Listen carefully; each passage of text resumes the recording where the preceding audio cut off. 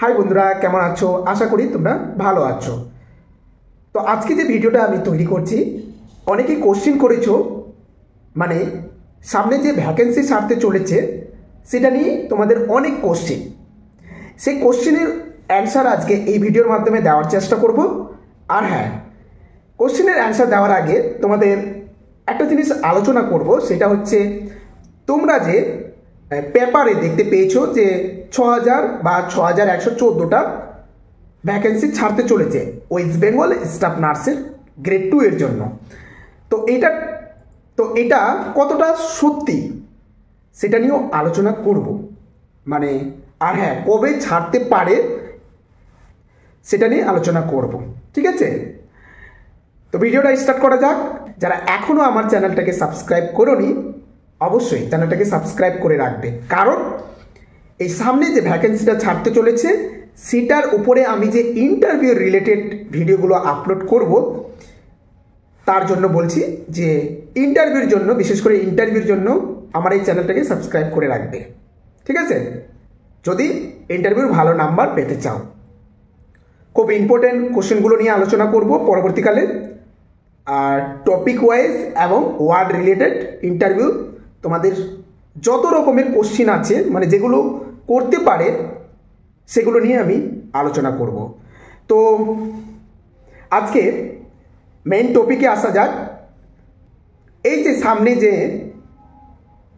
কিছুদিন, মানে হচ্ছে শনিবারে, এই যে পেপারে তোমরা দেখতে পেয়েছো যে 6000 স্টাফ নার্স মানে কি ভ্যাকেন্সি ছাড়তে চলেছে। 6000 কত, আবার 6114টা বলেছে। তো যাই হোক, এটা কতটা সত্যি আমি এখানে একটা কথা বলি।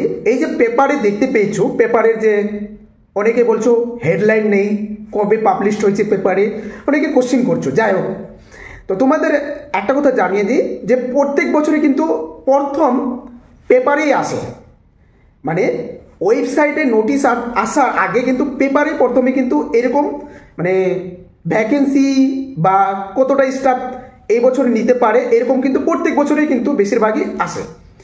ঠিক আছে, মানে মোটামুটি তোমরা যদি দেখতে চাও, আমি তোমাদের 2 থেকে 3 বছরের এরকম আপডেট কিন্তু তোমাদের দেখাতে পারবো।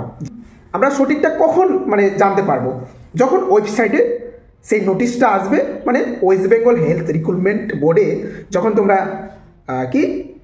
নোটিশটা পাবে, তখন কিন্তু কনফার্ম তোমরা জানতে পারবে যে কবে অ্যাপ্লাইয়ের ডেট আসবে। ঠিক আছে, তো যাই হোক, আমি এটাই বলতে চাইছি যে পেপারেই কিন্তু প্রত্যেক বছরই কিন্তু ফার্স্ট পেপারেই কিন্তু ভ্যাকেন্সিগুলো বলে কতটা, বাট সেখানে কিন্তু বলতে পারবে না যে কবে অ্যাপ্লাই ডেট, যতক্ষণ না তুমি ওয়েবসাইটে নোটিশ পাচ্ছ। ঠিক আছে, তো এটা হচ্ছে যে আমি যেটা বলেছি, ডেট এক্স্যাক্টলি নেই, তবে তোমাদের শীঘ্রই একটা নতুন আপডেট আসবে।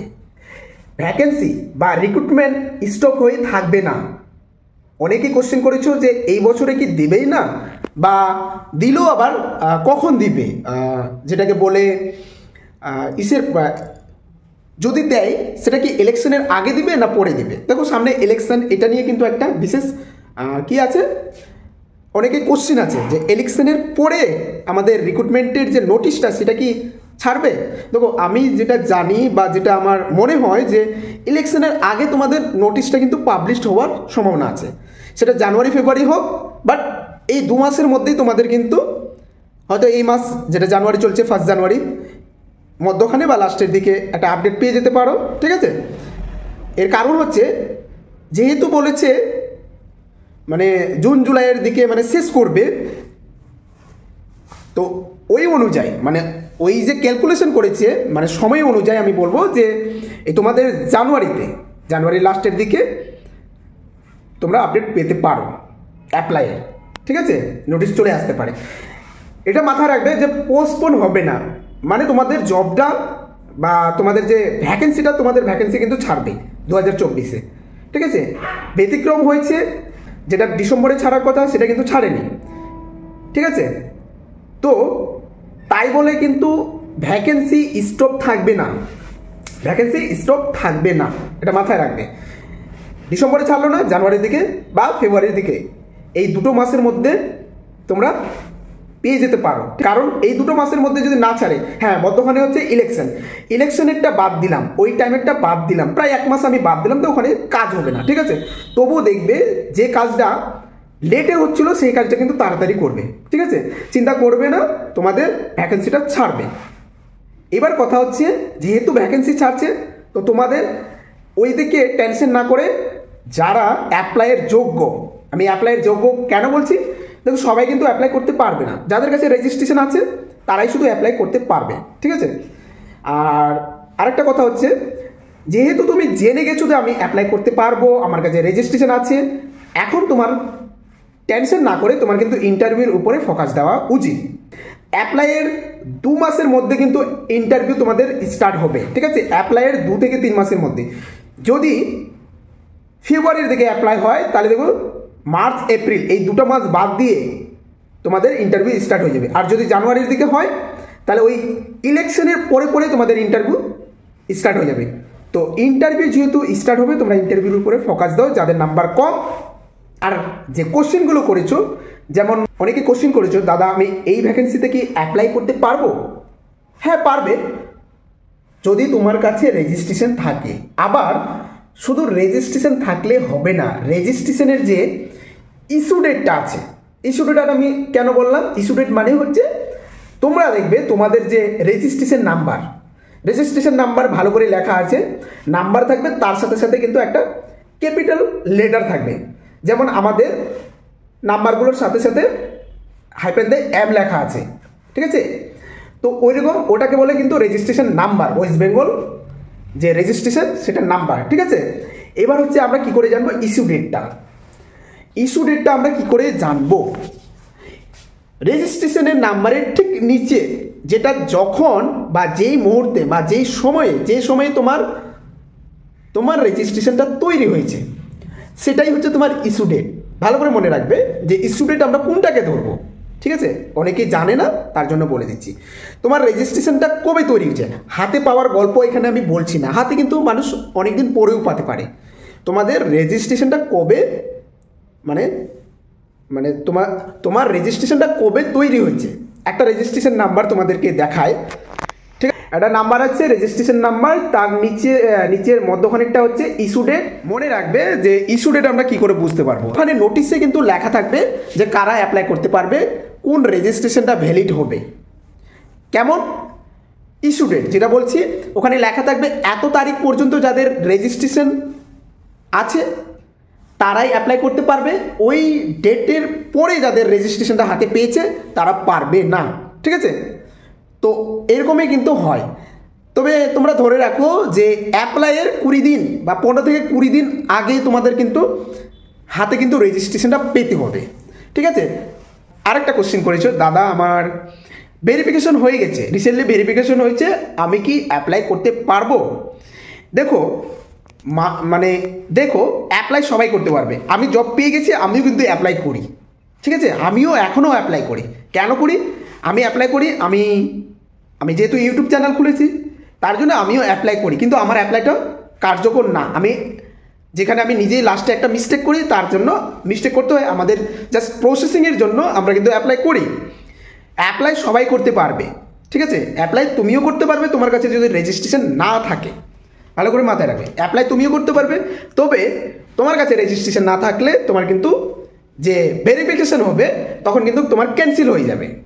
তো যদি তোমার কাছে রেজিস্ট্রেশন না থাকে, তোমার অ্যাপ্লাই করে কোনো লাভ নেই, টাকাটা লস্ট, পুরোটাই বেস্ট হয়ে যাবে, পুরো টাকাটাই। যদি রেজিস্ট্রেশন থাকে তোমার কাছে তাহলে তুমি অ্যাপ্লাই করবে। হ্যাঁ, আরেকটা জিনিস, যারা এখন ভেরিফিকেশন হয়ে গেছে, এখন বলা যায় না তোমাদের হাতে কখন রেজিস্ট্রেশনটা আসবে, ইস্যু ডেটটা কখন কবে লেখা থাকবে। তো আমি তোমাদের একটা সাজেস্ট করব, তোমরা অ্যাপ্লাইটা করে দিবে যখন একটা তোমাদের এডিটের অপশন দিবে। যদি তোমাদের ইস্যু ডেটটা ঠিকঠাক থাকে রেজিস্ট্রেশনে, তাহলে তোমাদের ওই সময় কি করবে, সেই রেজিস্ট্রেশনটা আপলোড করে দিবে, ঠিক আছে, যখন তোমার এডিটের অপশন দেবে। তো এটা হচ্ছে পদ্ধতি। অনেক বন্ধু আমার কি করেছে, ওদের কাছে রেজিস্ট্রেশন ছিল না, ভেরিফিকেশন করতে দিয়েছে, তবে ওরা অ্যাপ্লাই করে দিয়েছে। এবার যখন ওকে এডিটের অপশন দিয়েছে, এডিটের অপশন কিন্তু অনেকদিন পরে দেয়। কেন? ভেরিফিকেশনটাই তো অনেকদিন পর হয়, প্রায় 1 মাস পর। তো এই 1 মাসের মধ্যে বন্ধুর আবার কি করেছে, রেজিস্ট্রেশনটা চলে এসেছে। আর ইস্যু ডেটটা এমন বন্ধুটার ইস্যু ডেটটা পেয়েছে, মানে রেজিস্ট্রেশনটা তৈরি হয়েছে যে নোটিশে যেভাবে বলেছিল তার একদিন আগে কিন্তু তার রেজিস্ট্রেশনটা হয়েছে। তাহলে কতটা লাকি। সে যদি অ্যাপ্লাই না করতো, কারণ ওর হাতে রেজিস্ট্রেশন ছিল না হাতে অরিজিনাল, তো যদি না করতো তাহলে কিন্তু তার চাকরিটা হতো না। তো বলা যায় না, তোমরা অ্যাপ্লিকেশনটা করবে যাদের কাছে রেজিস্ট্রেশন নেই। এবার রেজিস্ট্রেশনটা যদি আসে, তোমাদের এডিটের অপশন দিবে, ওই সময় যদি হাতে থাকে তোমরা এডিট করবে, হ্যাঁ, ইস্যু ডেট দেখে, তাহলে দেখবে তোমাদেরও ইন্টারভিউর কল লেটার চলে আসবে। আর যদি তুমি এডিটের সময় যদি তোমার রেজিস্ট্রেশন আপলোড না করতে পারো, অটোমেটিক ক্যান্সেল হয়ে যাবে। তো এই ছিল গল্প। আরও আমি কিন্তু আরেকটা জিনিস তোমাদেরকে জানিয়ে দিই, খুব ইম্পর্টেন্ট। হ্যাঁ, আমি কিছু জিনিস দেখলাম, অটোমেটিক আমার কাছে চলে আসছে, ঠিক আছে। আর আমি জিনিস দেখলাম যে অনেক চ্যানেল বা অনেক ভিডিও ইউটিউবার, ঠিক আছে, যারা এখন নাকি কী করেছে, টাকা দিয়ে আবার কিন্তু ভিডিও নিতে হচ্ছে, ইন্টারভিউর ভিডিও, কোশ্চিন বা মেম্বারশিপ, এই যে কথাগুলো আছে। ভাই, তুমি গ্রেড 2তে তুমি ইন্টারভিউ দিতে যাচ্ছ, আর গ্রেড 2-র আপডেট এখানে তো ওয়েবসাইটে গেলেই গ্রেড 2-র আপডেট পেয়ে যাবে। আমি নিজেই বলছি, মেম্বারশিপ হয়ে কী লাভ? আর তুমি টাকা দিয়ে ভিডিও নেবে? তুমি তো টিচিং করছো না, এমসির জন্য প্রিপারেশন নিচ্ছ না, পোস্ট বিএসির জন্য নিচ্ছ না, এমএসির জন্য নিচ্ছ না, শুধুমাত্র ইন্টারভিউর জন্য তুমি টাকা দিই। আমি বলছি ইন্টারভিউ তোমার উপর ডিপেন্ড করে, ঠিক আছে, তোমার উপর ডিপেন্ড করে। তুমি যদি সব কিছু পড়ো, আমি যেভাবে বলছি, আমরা অনেক ফেস করেছি, এমনকি আমি যেভাবে সাজেশন দিয়েছি সেভাবেই কিন্তু যারা ইন্টারভিউ ফেস করছে তারাই কিন্তু বলতে পারবে, ঠিক আছে। আমার সাথে যারা নতুন জয়েনিং করেছে, যারা কাজ করছে আমার সাথে, তারা কিন্তু বুঝতে পেরেছে, ঠিক আছে। তো এই গ্রেড 2-এর জন্য ইন্টারভিউর ক্ষেত্রে বিশেষ করে যে কোশ্চেনগুলো আছে সেগুলো আমরা কিন্তু টাকা দিয়ে নিব না, কোনো ভিডিও কিন্তু আমাদের টাকা দিয়ে নেওয়া উচিত না। টাকা, মেম্বারশিপ, এগুলো কিচ্ছু দরকার নেই। পয়েন্ট টু পয়েন্টে লোড রাখবে, কি তুমি যে ওয়ার্ডে কাজ করছো সেই ওয়ার্ড ভালো করে জানো। আর আমাদের নার্সিংয়ের যেমন ধরে রাখো ফান্ডামেন্টাল থেকে কি আমাদের জানতে হবে, ঠিক আছে। তারপর হচ্ছে কমিউনিটি থেকে কি জানতে হবে, অ্যানাটমি থেকে কি জানতে হবে, ঠিক আছে, পিডিয়া থেকে কি জানতে হবে, সাইকিয়াট্রিক থেকে কি জানতে হবে। এই যে জিনিসগুলো আছে এখান থেকে একটু একটু করে পড়লেই তো হলো। আর যতগুলো কোশ্চেন আমি আলোচনা করেছি, এই যে তোমাদের ভ্যাকেন্সিটা ছাড়া মাত্র তোমরা যদি কমেন্ট করো যে এখন থেকে ইন্টারভিউ রিলেটেড ভিডিও মানে তৈরি করতে, অবশ্যই আমি তৈরি করব। আমি ওয়েট করছিলাম ভ্যাকেন্সির জন্য, তোমাদের গ্রেড 2-এর যে ভ্যাকেন্সিটা, সেটার জন্য আমি কিন্তু ওয়েট করছিলাম। 2024-এ যারা রিক্রুটমেন্টের জন্য তৈরি হচ্ছে বা অ্যাপ্লাই করবে, তাদের জয়েনিং কিন্তু সেপ্টেম্বরের দিকেই হবে, অক্টোবরের দিকে হবে না, কারণ তখন কিন্তু পুজোর ছুটি, সেই সময় জয়েনিং হয় না। তো এর মধ্যে কিন্তু তোমাদের প্রসেসিংটা শেষ করবে, ঠিক আছে, মাথায় রাখবে। এই ভিডিওটা শেষ করার আগে, এই ভিডিওটা শেষ করতে করতে একটা জিনিস জানিয়ে দিই, সবাই কিন্তু ইন্টারভিউর উপরে ফোকাস দাও। নোটিশ তোমরা অটোমেটিক পেয়ে যাবে। নোটিশ নিয়ে মানে বা আপডেট নিয়ে, ভ্যাকেন্সি আপডেট নিয়ে অতটা টেনশন করো না, ঠিক আছে। আরে যখনই পাবলিশড হবে, ভ্যাকেন্সি ছাড়বে, অটোমেটিক তোমার কাছে চলে যাবে, অটোমেটিক। এত বড় একটা রিক্রুটমেন্ট ছাড়বে আমাদের জন্য, যে প্রফেশনে আমরা কোর্স কমপ্লিট করেছি, অবশ্যই আমাদের কাছে আসবেই। তো ওই দিকে কান না দিয়ে তোমরা ফোকাস দাও ইন্টারভিউর উপর, ঠিক আছে। আর আপডেট জিনিসটা অটোমেটিক চলে আসবে, যখন ভ্যাকেন্সি ছাড়বে অটোমেটিক তোমার কানে যাবে। তুমি যদি মোবাইলটা অফে রাখো তোমার কাছে যাবে। এটা এখান থেকে শেষ করছি। যদি ভালো লেগে থাকে অবশ্যই লাইক করবে। আর হ্যাঁ, যারা সাবস্ক্রাইব করোনি আমার চ্যানেলটাকে, তোমরা সাবস্ক্রাইব করে রাখবে নতুন নতুন ভিডিও পাওয়ার জন্য। ভালো থাকবে, সুস্থ থাকবে। দেখা হচ্ছে পরবর্তী একটা নার্সিং রিলেটেড ভিডিও নিয়ে।